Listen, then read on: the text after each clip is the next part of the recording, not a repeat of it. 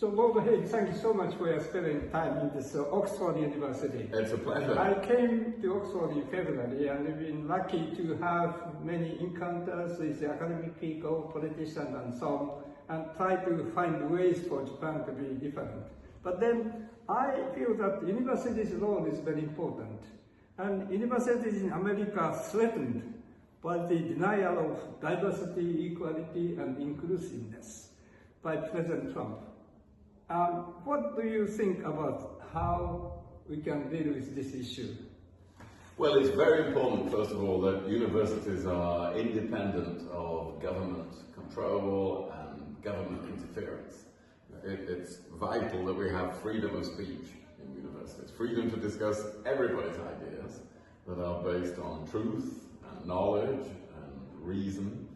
So in Oxford, over the last 800 years in Oxford, we've often had interference by governments, but we've always managed to get through that and have academic freedom and freedom of speech. So I think we have to continue to be a very good example of that in Oxford. And when I think how Oxford has changed since I was a student here, it's much more diverse than it was 40 years ago. It's much more international. We welcome international students. We welcome international students of great experience to Oxford as well. So it's really important we don't do what's happening in America and discourage people from coming from other countries to be part of our education. So we're much more diverse, we're much more international, we're much stronger in all the fields of science and research because we are open to new opinions and new ideas. And so I think when we look at what's happening in the American universities, we have to make sure we are a really strong example of what a university should be in the world, and look to our government to support us in doing that. And so far that is what is happening. Whatever's happening in America, Oxford will remain one of the great universities that welcomes diverse opinion and people from all backgrounds and from all over the world. Thank you so much. How does the University of Oxford try to protect shared values of the world and work together with leading universities of other countries? Well, we do a lot of work with other universities. Of course, there are many research projects that are joint between Oxford and other universities in this country and around the world. We have many links with European universities, which I think are very important at this time of upheaval globally in the world. And then again, we have to be the home of people expressing their values and discussing their values. We do not, as a university, have a foreign policy. We are not a country. People can come to Oxford and advocate any policy that is based on, as long as it is based on reason and inquiry. And so there are many legitimate differences of view about foreign policy among people in Oxford, and we don't try to suppress that.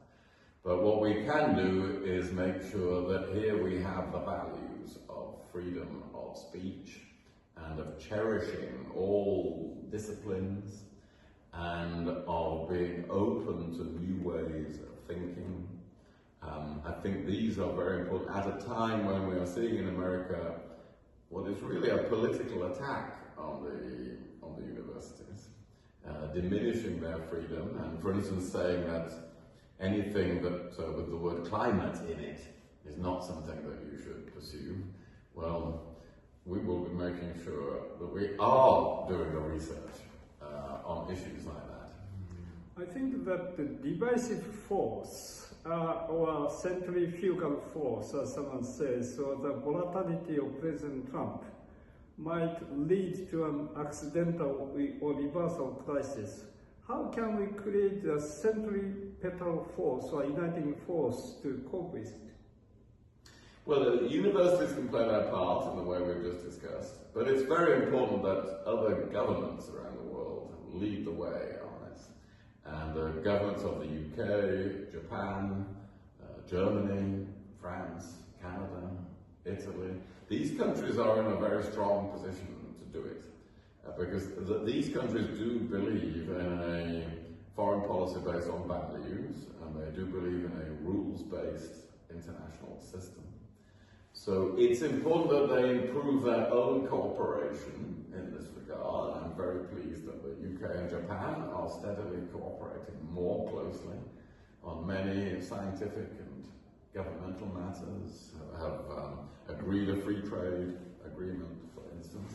So it's important those countries cooperate more together and that they produce ideas for future global cooperation and that they support global institutions that are in difficulties. Yes. And that might be the World Health Organization, or it might be the World Bank in the future, but the United Nations as well. And to really make the United Nations work as well as possible, it's very important for countries like ours to sustain those global institutions at a time when they are obviously having great difficulties.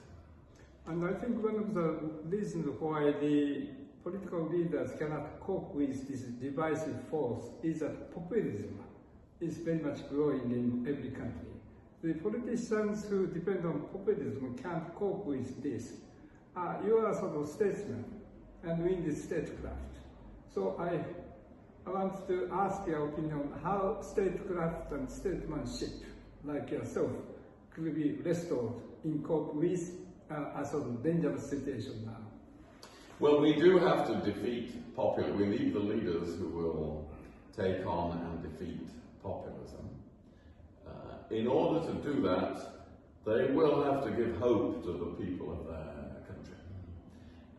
Because really populism arises from people feeling that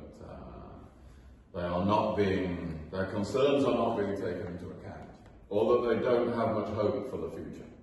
So I think it is going to be very important for leaders, for what I would call mainstream political leaders, to show they can do things like control migration into their countries, but also to show their countries will be benefiting from all the scientific and technological change of the 21st century, and that will create jobs and good prospects for the people of their countries.